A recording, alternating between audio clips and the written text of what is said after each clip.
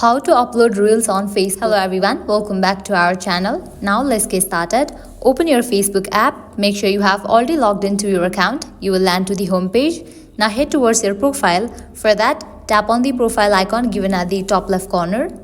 After you land to your profile page, just scroll down. You will find the option of reels. Just tap on it.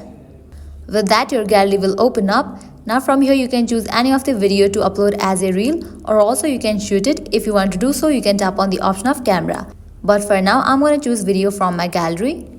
After you select the video, at the right corner you will find different options as audio, text, effects, stickers. You can use these options to edit your video, and after you are done, tap on the option of next.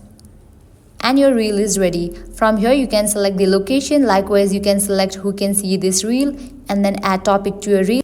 Also, you are able to describe a reel as well as add some hashtags.